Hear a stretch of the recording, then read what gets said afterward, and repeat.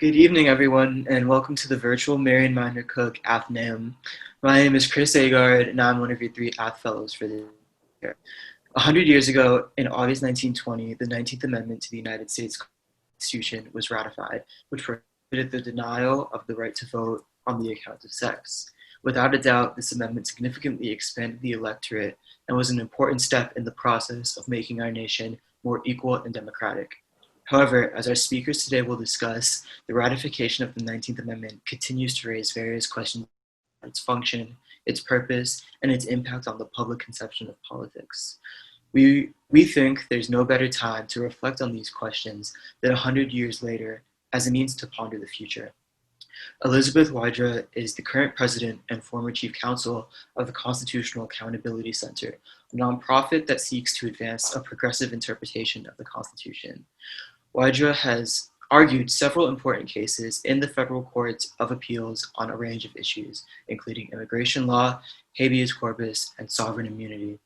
She joined CAC from private practice at Quinn Emanuel Urquhart and Sullivan in San Francisco, where she was an attorney working with former Stanford Law School Dean Kathleen Sullivan in the firm's Supreme Court appellate practice. Previously, Wydra was a supervising attorney and teaching fellow at the Georgetown University Law Center Appellate Litigation Clinic, a law clerk for Judge James R. Browning of the U.S. Court of Appeals for the Ninth Circuit, and a lawyer at Pillsbury Winthrop Shaw Pittman, a law firm in Washington. She has appeared on several television, radio, print, and online media outlets. Wydra received her JD from Yale Law School and her BA from CMC. Elizabeth Beaumont is an associate professor of politics and director at the University of California, Santa Cruz, whose research focuses on constitutionalism, democracy, civic engagement, and education. She is particularly interested in problems of unequal citizenship, the relation between citizenship, democracy, and education, and how civic actors seek to shape rights, law, and political power and policy. Beaumont's book, The Civic Constitution, Civic Visions and Struggles in the Path Toward Constitutional Democracy, focuses on the role of several major civic groups and social movements in shaping American constitutional creation and change. Additionally, her writing has appeared in a range of publications, including the Journal of Politics, Political Theory, and Perspectives on Politics. Beaumont earned her PhD from Stanford University and her BA from Pomona College. The Elizabeths will be in conversation with Diana Selig, Kingsley Cruel Professor of History and George R. Roberts Fellow at Claremont McKenna College. This Athenaeum conversation is sponsored by the Salvatore Center's Lofgren Program in American Constitutionalism. Using the Q&A function, we will accept questions throughout the program to be posed towards the end of the event. Preference will go to students, so when you send in a question, please state your affiliation with the college: student, faculty, parent, alumni, friend. As always, I will remind you that the audio and visual recording are strictly prohibited. Please join me in welcoming Professors Elizabeth Wydra and Elizabeth Beaumont to the Athenaeum. Great. Thank you so much, Chris, and welcome to our panelists. It's really wonderful to have two panelists who are both graduates of the Claremont colleges, so welcome back, at least virtually, to Claremont. And thank you so much for joining us this evening for this event. I'm so glad to have a chance to talk about the significance of the 19th Amendment in this centennial year.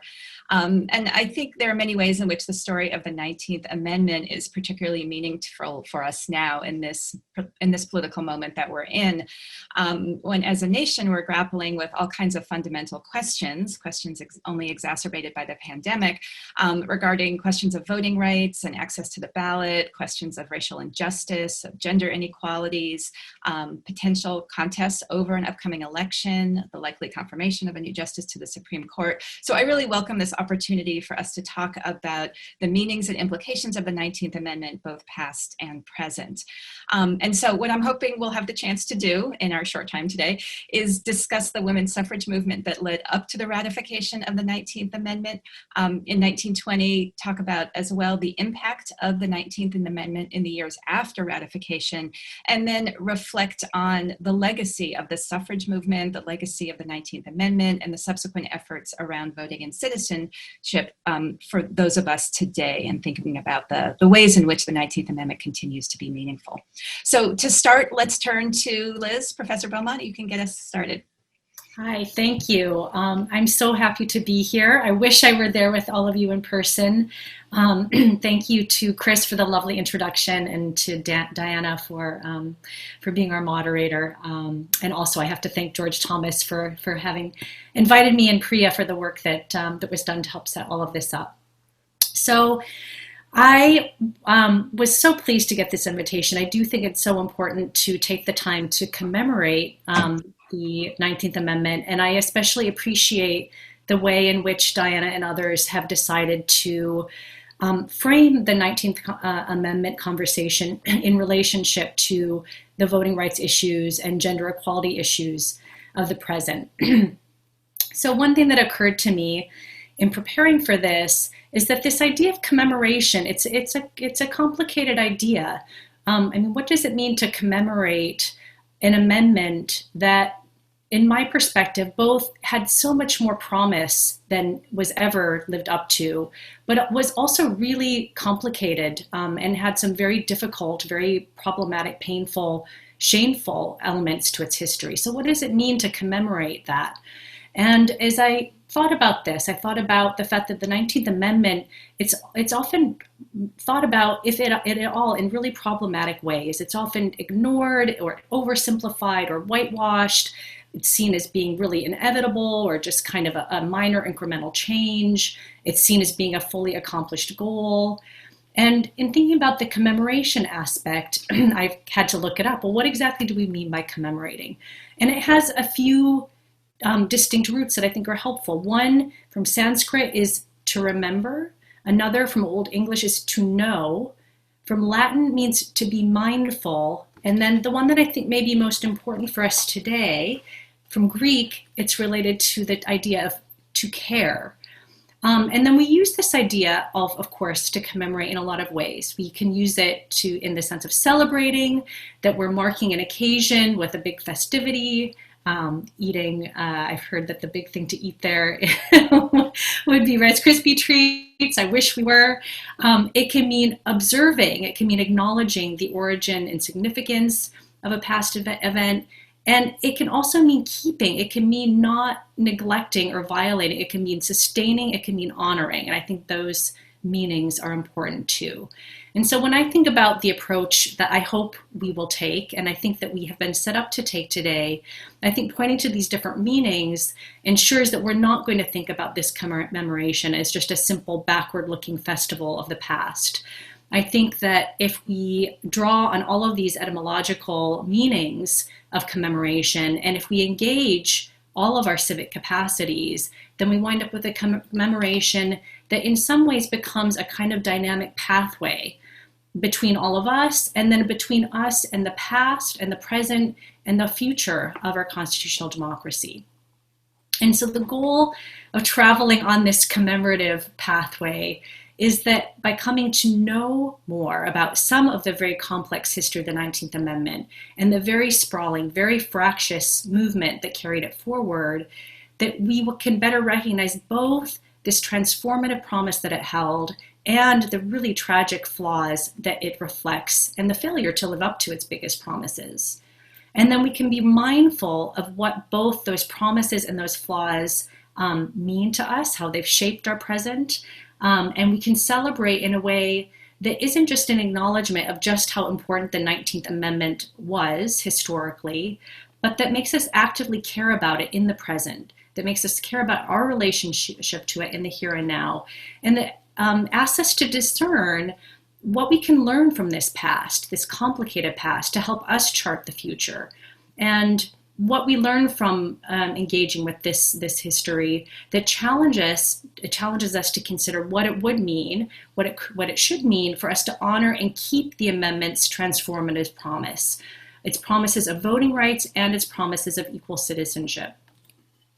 So I'm just going to plant a couple seeds for further conversation, some of which are drawn from my own book, but from many other scholars who've done terrific work to show how much of our conventional thinking about the 19th Amendment is really too limited. So, of course, when we think about the 19th Amendment, we're usually thinking about it as this narrow voting rights amendment.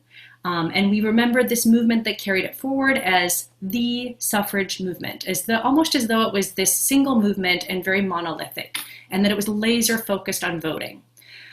It's almost impossible for us to believe now, but either how radical the idea of women's suffrage was, or how much it intersected with the goal of women's equality and women's citizenship. So to transport us back, I'm going to take us back to the National Women's Rights Convention of 1850, which, like many of the other conventions that followed it up until the Civil War, was asserting women's suffrage and women's equality as paired connected rights. So here's the kind of key assertion from this gathering. Quote, "Women are clearly entitled to the right of suffrage and to equality before the law without distinction of sex or color." And so when we read this, we notice how different it is from the language we wound up with in the 19th Amendment.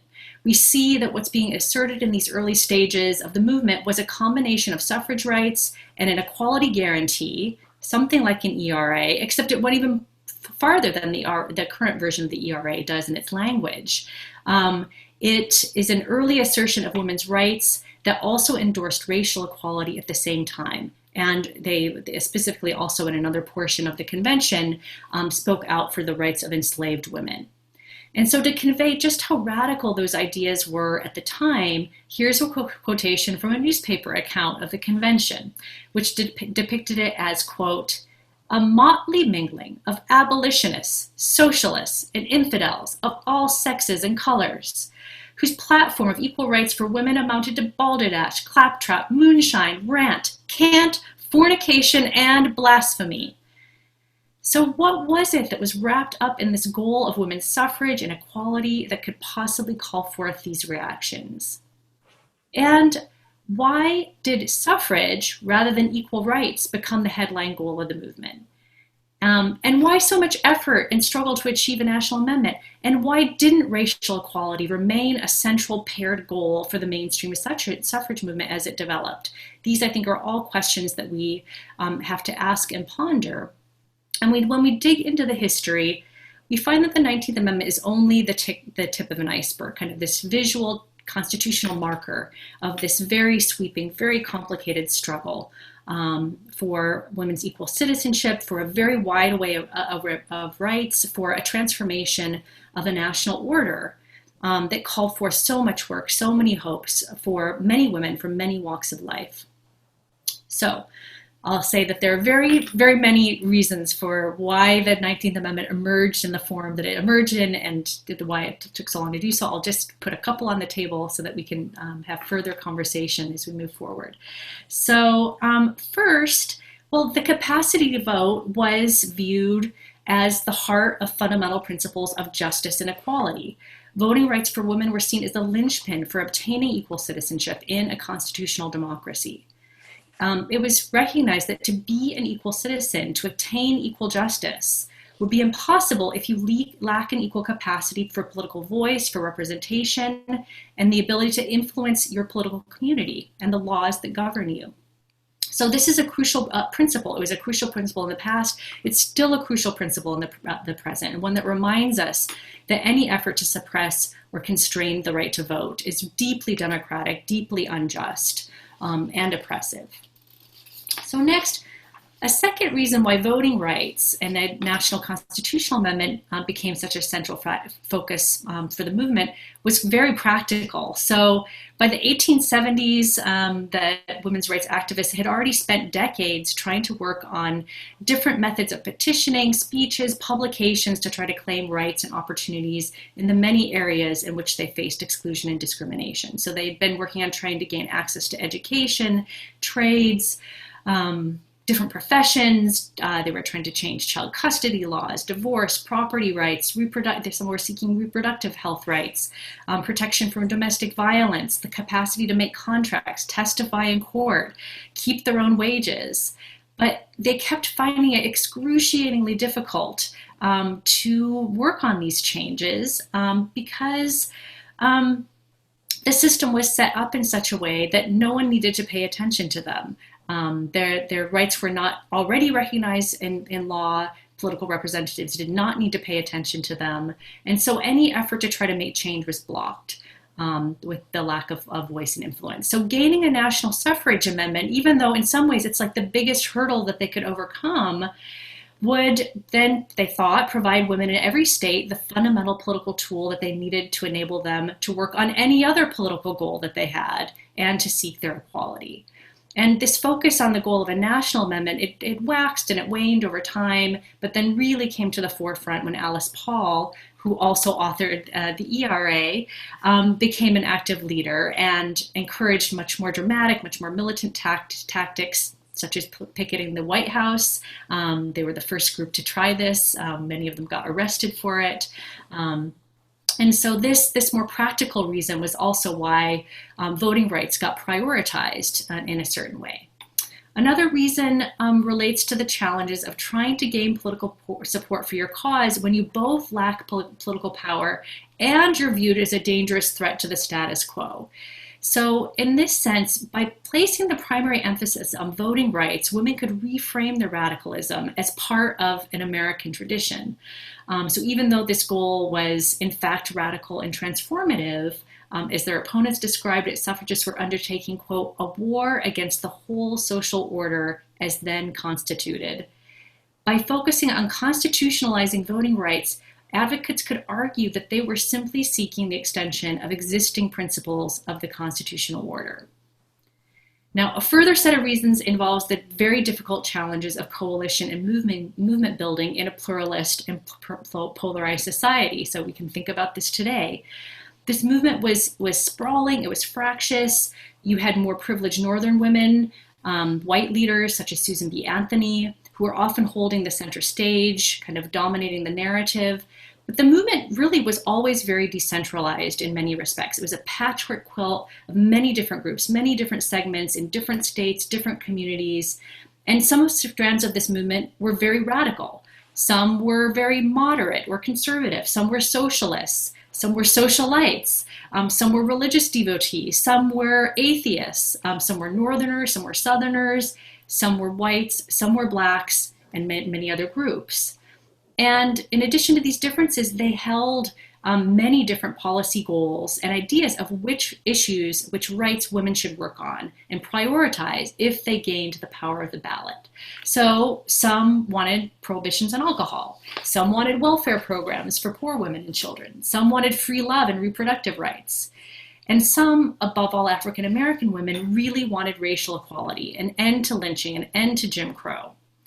And terribly, even though there were some white women all along who supported racial equality, a great many, including some prominent leaders, did not want this.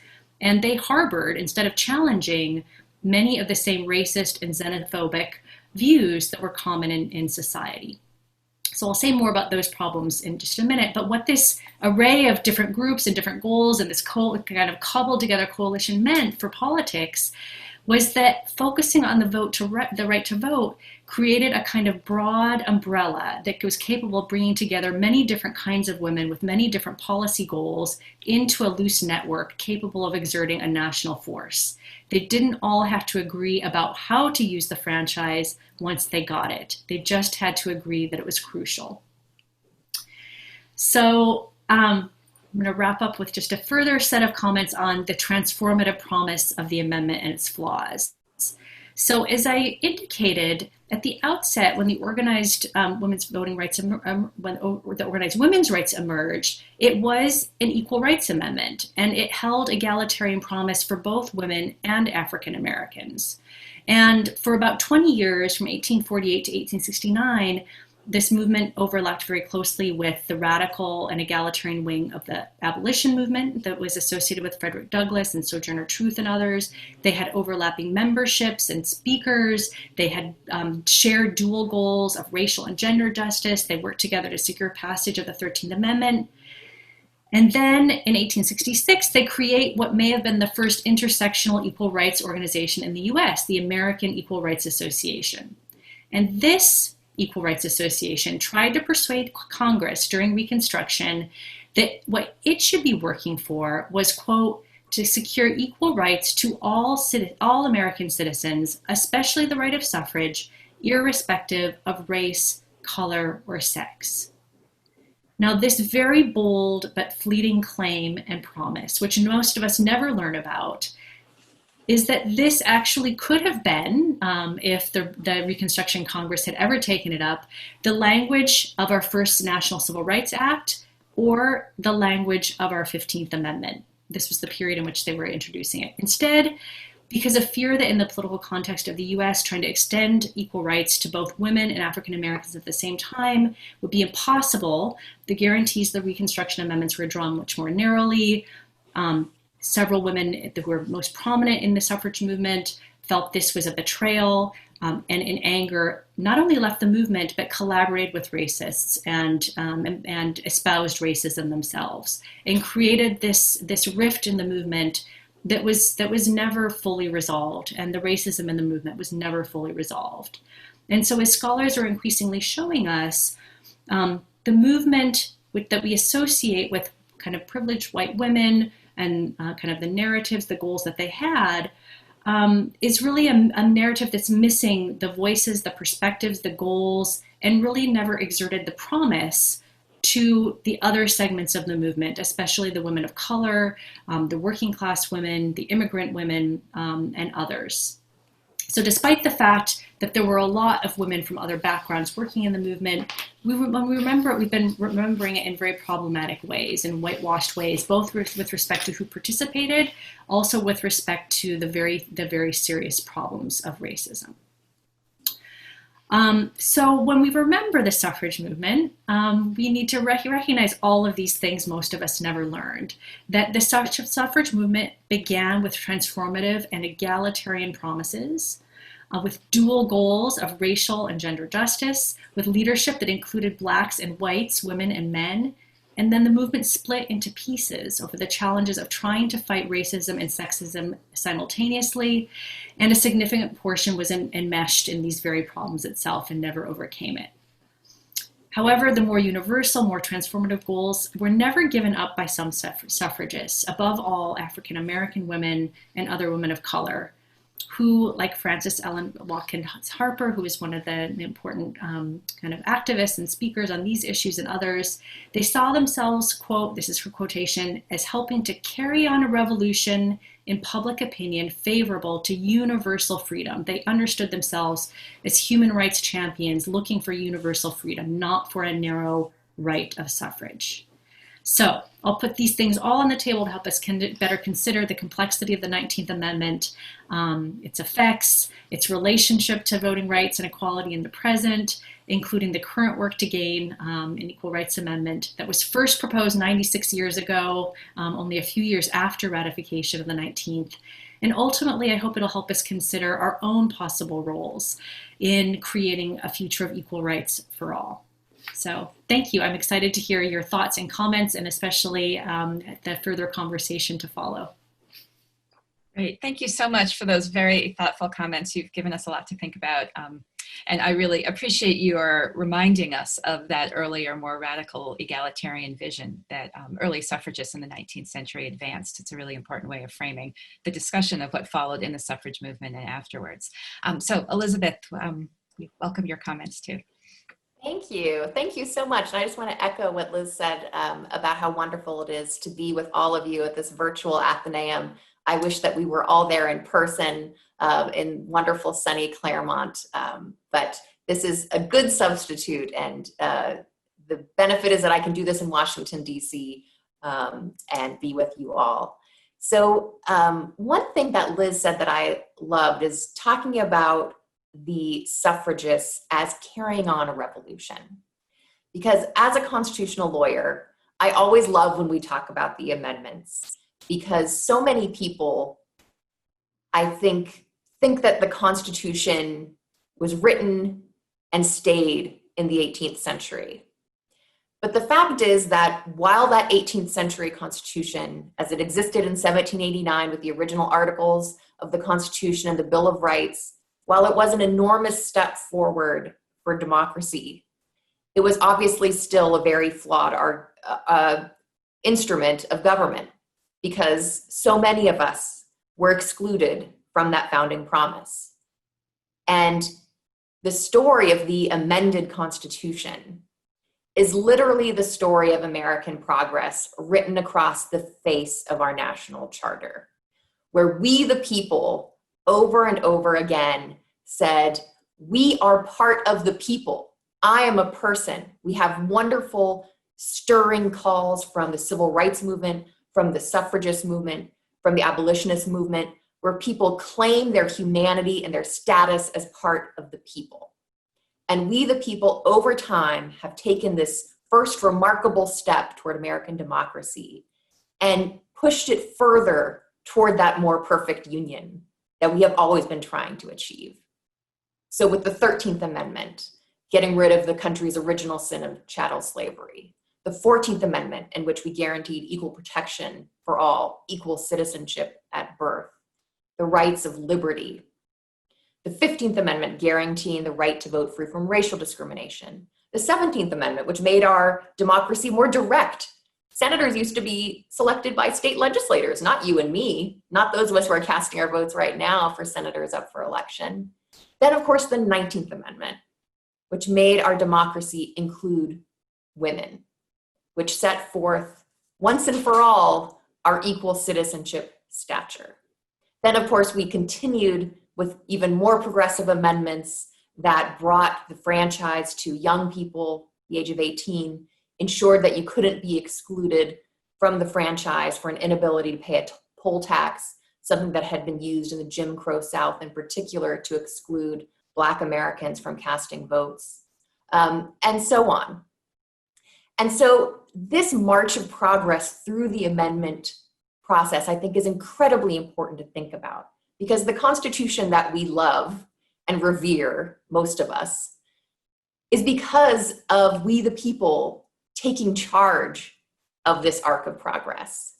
And the 19th Amendment is something that we absolutely should commemorate as part of that process.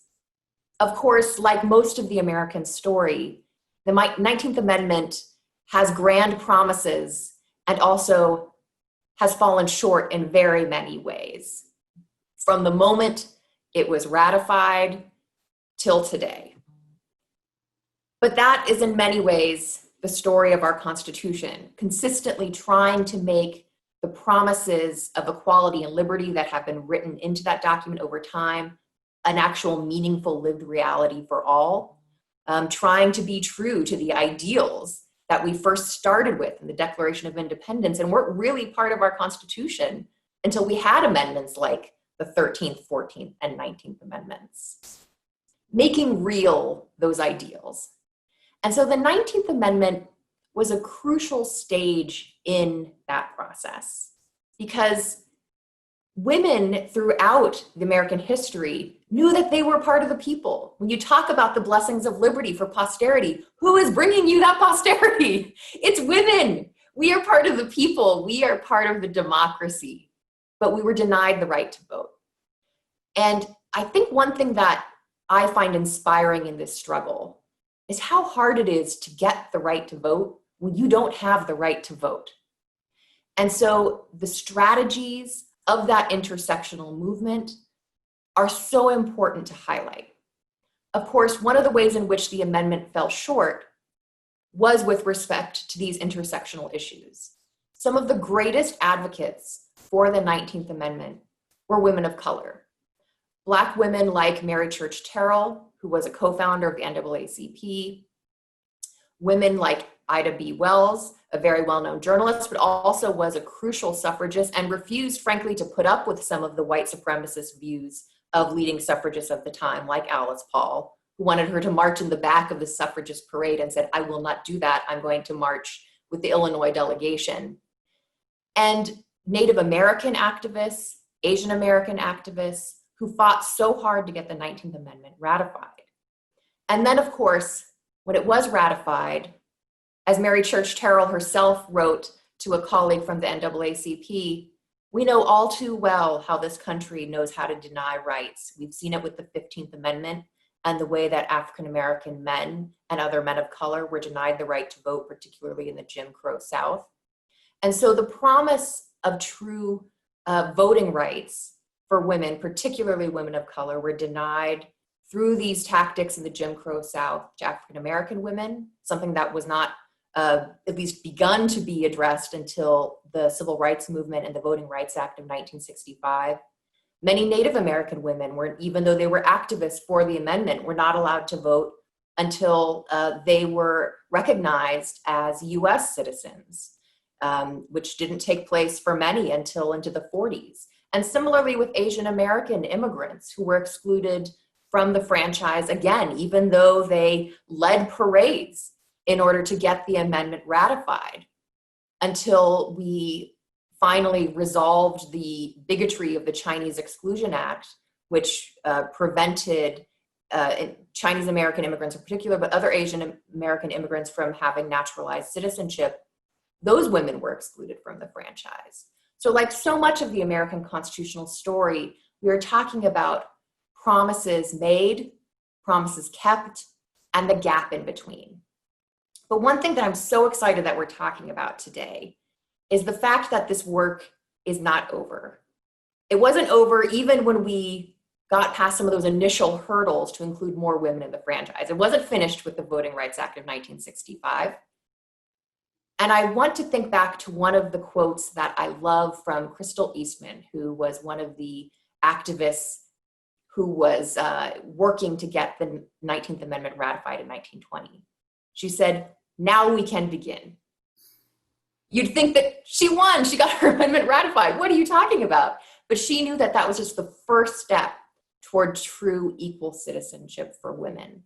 And one of the things that I want to talk about is how that agenda for true meaningful equality, that agenda for truly being an equal citizen as a woman, is still so much of what we're talking about today. So what did Crystal Eastman want to focus on? She wanted to talk about equal pay. This is in 1920, equal pay. Voluntary motherhood, which meant access to contraception, the idea that you could control whether or not you're going to be a mother or not. The idea of what they called a motherhood endowment, which is basically paid parental leave.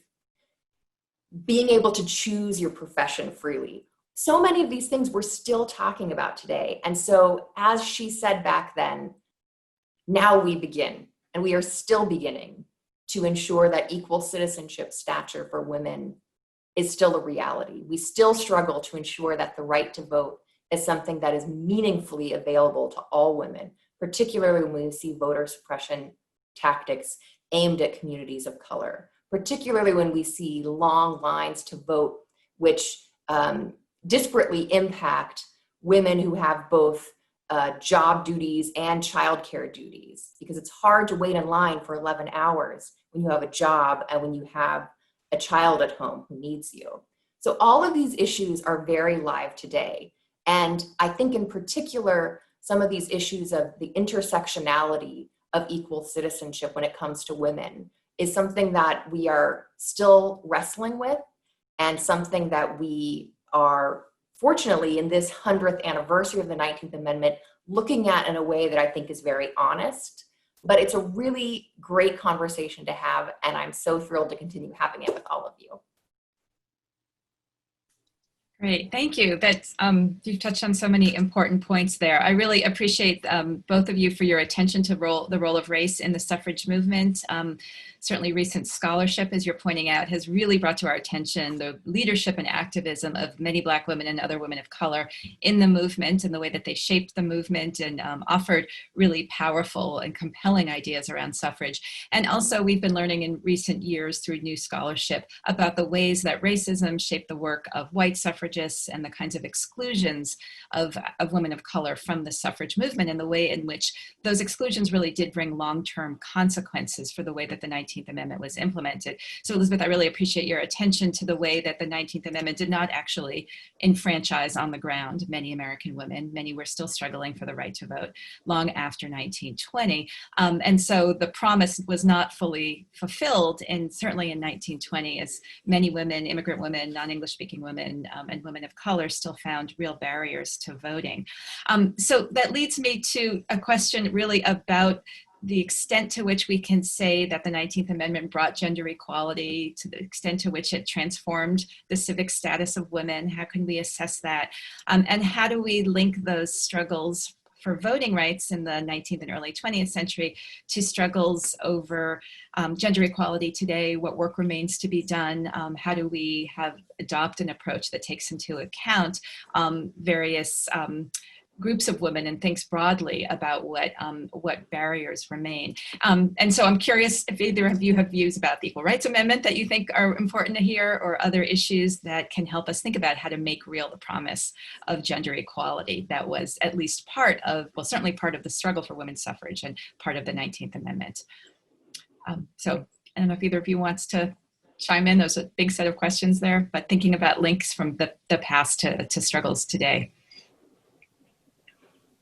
I think it would be great to be able to bring in a discussion about the Equal Rights Amendment, and I'm happy to sort of just say a little bit, but I think Elizabeth is the one who's been far more extensively involved, kind of in the in the thick of it, so to speak. So I'll just say, yeah, Diana, I think your questions, you set up our conversation so well. Thank you. You had so many good ideas for kind of how to try to frame the comments. I think it was helpful for all of us to kind of focus on some of these things. And I do think this question of what it means to think about gender equality now, and how to think about it as an extension of a promise of equal citizenship, but a promise of equal citizenship that may look very different to us now as we think about having an Equal Rights Amendment in the present than it would have looked or may have been contemplated in that period. And so that, I think, is one of the most exciting things about being able to be politically active for equal rights and gender equality now, is that, as Elizabeth said, we can be part of a new beginning, and we can see both a connection to a past that involved trying to chart a course forward toward gender equality. And here's where I would answer this question about so how do we think about this with respect to gender equality? I agree. I think it's an incredibly important step on the way that never fulfilled its promise for all, but that it's really crucial and really is this instrument that needs to continue being used very actively in the present. So I'll stop there with the idea that, bringing the current effort for ratification of the Equal Rights Amendment and what that could or should mean as a furthering and an amplification and a broadening of the promise of the 19th Amendment, I think is important to think about. Thanks. Yeah, so, so first I just want to say that, equal rights, regardless of gender, are in the Constitution. If we look at the words of the Constitution, which, is where we all start when we interpret the Constitution, the 14th Amendment talks about equal protection of the laws for persons. The state shall not deny to any person the equal protection of the laws. When you think about who are the people, as we talked about, women are part of the people. And the purpose, I think, of the 19th Amendment was to put an exclamation point on that, because we saw after the ratification of the 14th Amendment that clearly it did not mean equality for all when it came to the franchise and women. We needed the 19th Amendment to do that. But I think also the 19th Amendment, as obviously the 19th Amendment after the 14th Amendment, after the Bill of Rights, the First Amendment's guarantee of the right to protest, the right to petition the government, and so on, the 19th Amendment's statement of women's equal citizenship transforms those earlier parts of the Constitution to make them, in many ways, about women's equal citizenship stature as well. So I think putting together the 14th Amendment and the 19th Amendment is incredibly powerful in that way. And we've seen the courts do this, I think perhaps most powerfully in the work both before she was on the bench and as a Supreme Court Justice of Ruth Bader Ginsburg.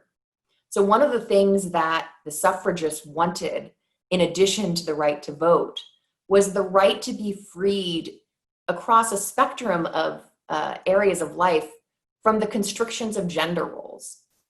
And Justice Ginsburg, when she was a lawyer, she brought cases on behalf of both men and women who were being discriminated against based on these narrow constructions of gender. And when she got on the bench and was able to write these decisions, she wrote from a real focus, not necessarily on some of the privacy realms of law, which have been used to justify some rights that particularly pertain to women, particularly reproductive choice, but also from the perspective of equal citizenship stature. And there, I think, putting together the 14th Amendment's guarantee of equality and liberty with the 19th Amendment's declaratory statement that women were equal citizens, putting those together is where you get this powerful statement that things that deny women equal stature in the public square, and that's both when it comes to civic rights. You know, the right to vote includes, in many ways, other civic rights linked to the voting rolls. Juries for a long time, and in many localities still are, linked to people who can vote. So if you're denied the right to vote, you're denied that crucial part of our justice system. It also implies the right to be voted for. So the ability to run for office. We right now could be electing the first woman vice president of the United States. So all of these important aspects of equal citizenship stature that are implicated by the 19th Amendment and the other protections of the Constitution read through the lens of the 19th Amendment, I think make a powerful statement for equality. Now, where the Equal Rights Amendment comes in is to make that even clearer. And so from my perspective as a constitutional lawyer, maybe it's also because I litigate these issues, so I don't want to say like, I can't make those arguments now, because I think I can. But I think the Equal Rights Amendment would say, no, we really mean it. And sometimes, frankly, you do need constitutional amendments to say that, even if you could argue that it was already implicated in constitutional language. So a lot of people look to the ERA as something that might provide more, frankly, the items on the agenda of the early 1900s suffragists. The idea of parental leave, equal pay, labor protections in particular. A lot of these things that we've been fighting for forever that were thought of something that was necessary for women to truly be on an equal level in our society with men. And, you know, particularly now when we have expanded and made the movement more inclusive, we talk about trans women as well, the ideas of really being able to define your own destiny that Justice Ginsburg herself fought so hard for before she was on the bench and in her writings after. That, I think, is part of what's in the fight for the Equal Rights Amendment. And, you know, we'll see. I think that women have been incredibly motivated to really take hold of their political power. We have seen very, very strong statements in terms of running for office and being elected by women. And I think that, you know, with the reckoning that this country has been going through over this past few months about the legacy of systemic racism in this country, you know, I think that Black women have been leaders since the beginning of this country and before. And the power of that leadership is something that is being recognized by those of us who should have been recognizing it for a long time.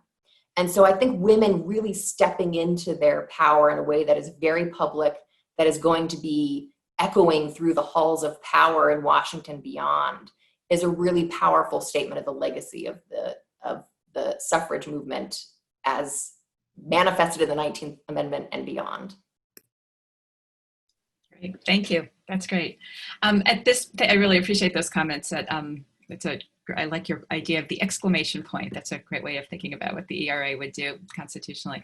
I will now turn this over to our student fellows at the Ath for the questions that you've received. Thanks so much.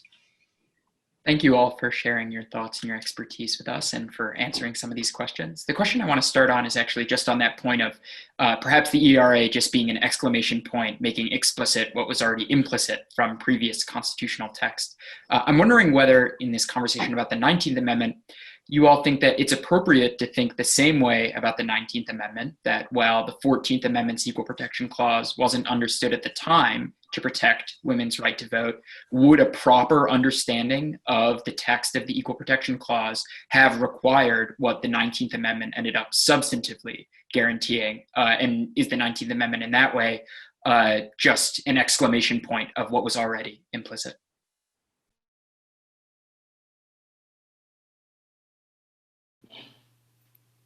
I can say just a little bit about this. So it's interesting. Maybe you'll be a constitutional lawyer someday, because you've actually very much explained one of the strategies that women's rights activists tried to use after the passage of the Reconstruction Amendments, is that they tried to argue that properly understood these amendments, but also other constitutional guarantees, including the guarantee of a Republican form of government, if properly understood, would have to extend both voting rights and other forms of equality to women. And so they did have that argument that they shouldn't have needed a 19th Amendment or an Equal Rights Amendment, but that there were enough resources within the Constitution's broad guarantees of principle, of Republican government, of the nature of we the people, of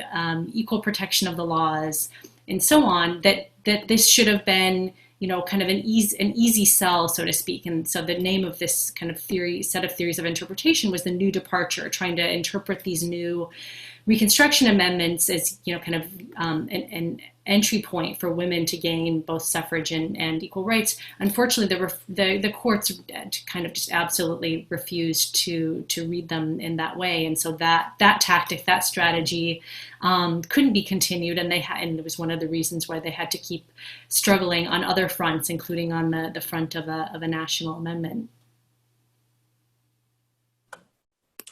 Yeah, so, I think that there was, as Professor Beaumont mentioned earlier, there was some hope that the 14th Amendment and some of the Reconstruction work would be more gender inclusive.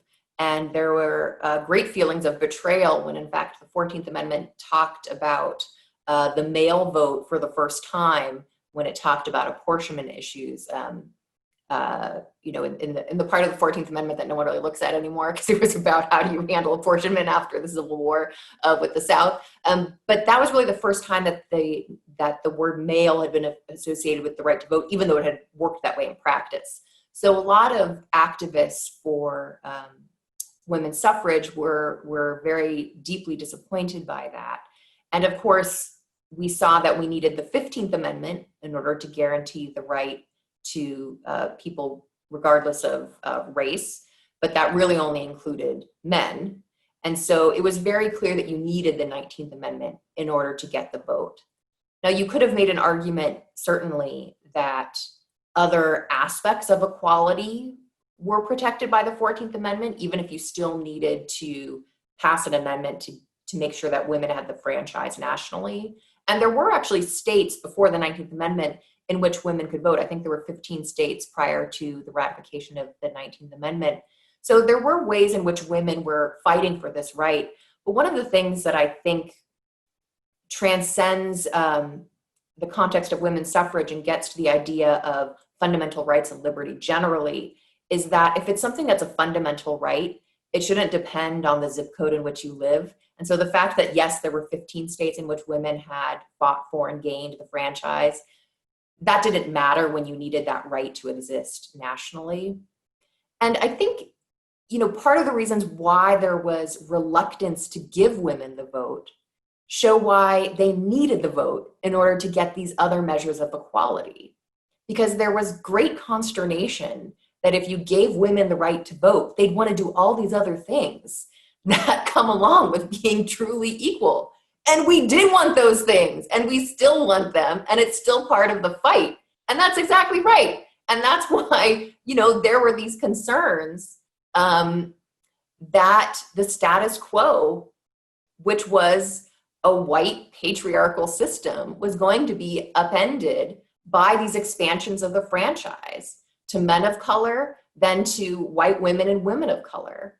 And that's why we saw this incredible backlash from that status quo to try to suppress that vote, particularly for voters of color, and something that we're still seeing today, because it does, in many ways, pose a threat to the status quo that is not willing to embrace true, meaningful equality. And I guess that's why I think true, meaningful equality is so important. So that's a long answer, but yeah. So I have a question here from a student, from a senior, that I'll read for you guys to answer. So I'm 21 years old, and I have only recently learned about the detailed history of the women's rights movement. While part of me is ashamed that it took me this long, another part of me thinks of the value and confidence it would have given me as a little girl if I learned about the suffrage movement. What role does learning about one's own history and disadvantaged communities have on our sense of self and our democracy? I love that question so much. I think it is, in many ways, it is a tragedy that so many of us were excluded from the founding promise of this country. But on the other hand, it is so inspiring that we claimed our right to be part of the people.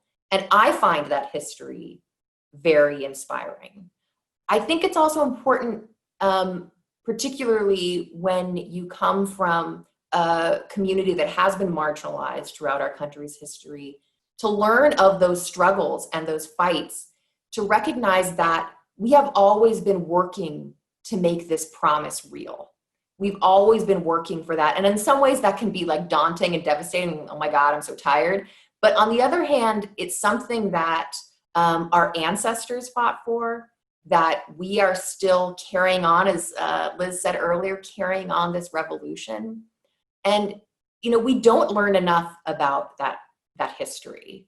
And I am so grateful to the historians who are doing more of that work, particularly the historians who are showing the way that those of us impacted by that exclusion and that oppression fought for our freedom and liberty, the way that enslaved people fought for and ensured the 13th Amendment, the way that women of all races came to get the 19th Amendment. And the history is being written now because we have that inclusion of who is writing this story. And that is incredibly important. So I wish more schools taught it, but I'm at least very glad that there are books out there that we can read to get that history and get that inspiration, because it's so important. And I totally agree. When I learned about this when I was younger, I found it incredibly inspiring. And that's probably why I'm sitting here today as president of the Constitutional Accountability Center.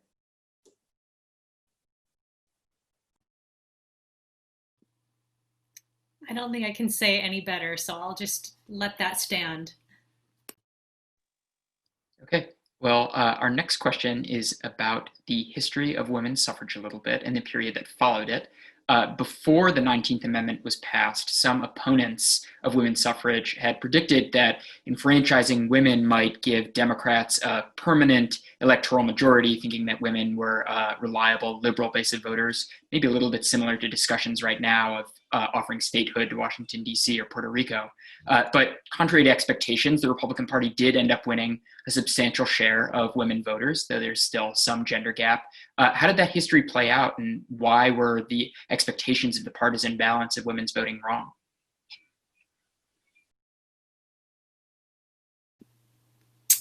Well, very briefly, it goes in part back to that idea of who was in the coalition, that even though, of course, you would think, and it's true, that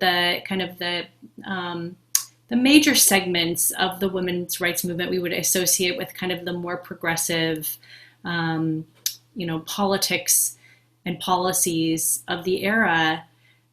There were more conservative women who were suffragists. But then, of course, when the 19th Amendment was passed, it did not say that suffrage will only be extended to the women who were pro-suffrage. There were many women who were not pro-suffrage, but were very willing to go out and use the vote in other ways, for other purposes, once it was extended. And so I think that's part of the answer of why, after the passage of the 19th Amendment, you didn't see women emerge as a block, a solid block.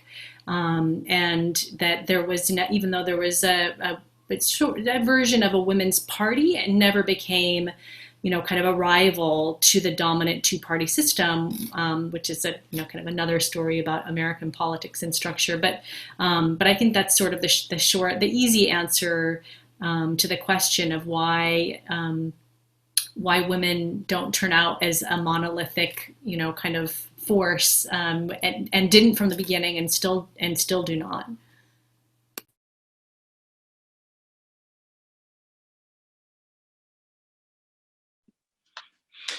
Well, thank you all for answering all the questions and having this really great discussion. We always like to end the Athenaeum with just final comments, final words from our speakers. So yeah, if you have any final comments, please feel free to share them.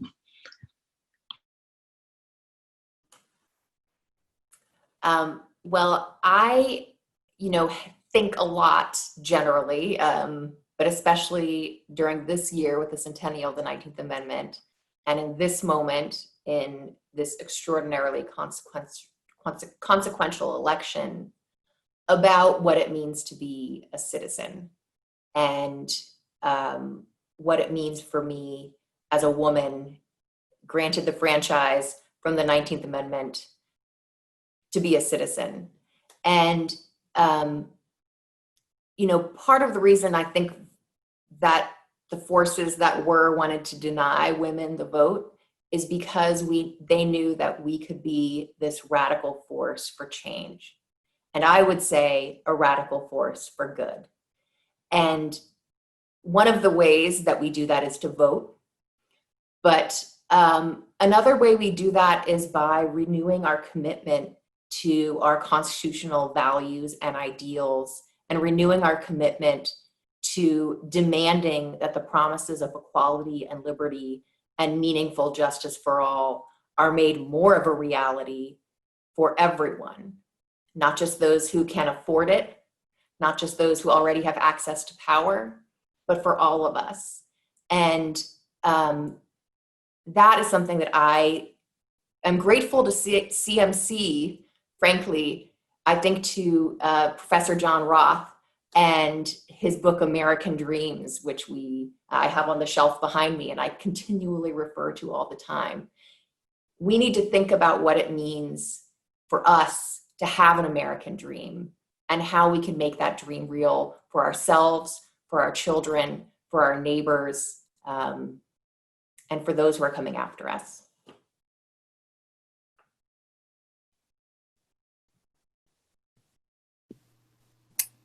So I share some of the same sentiments, and also maybe to take us back to part of the framing points that we began with, that voting rights are always important. Gender equality is always important. Racial equality is always important. At the same time, we're in this moment, this juncture that feels especially crucial, especially critical, both as a moment where there's a feeling of a sense of worry and concern about voter suppression, about systemic racism, about kind of women's vulnerability on multiple levels to violence, to harassment, to other forms of oppression. At the same time, it's this amazing moment of possibility And to go back to this theme of intersectionality, it is a moment of possibility to really think about what it means to use whatever rights and power and privilege we have, not only for ourselves, but especially for those who in some way have not been fully kind of enfranchised, empowered, included, given voice, given recognition, given memory, so that the ways that we're moving forward together, that we don't recreate the mistakes of the past, but that we really are thinking about charting a course forward that is about this much more inspiring ideal of equal citizenship, as Elizabeth said, for all, justice for all. Full stop, no exceptions, no deletions, kind of that's it. So I guess the hope is that part of commemorating a past where we still see where we've fallen short, how far, we still have to go, does become part of the inspiration for doing better and being better and using the power and energy and rights and ideals that we have to build on that promise and do what we can to bring us closer to it. Well, on behalf of Claremont McKenna College and the Athenaeum, thank you all for joining us tonight. A special thanks to Ms. Wydra and Professor Beaumont, as well as Professor Selig, and to all those who sent in questions. Don't forget to join us for our next virtual Ath event with Dan Crowley, Global Head of Trust and Safety and Data Protection at Quizlet, which will be on Tuesday, October 20th at 5 p.m. Pacific. Thank you and have a good evening.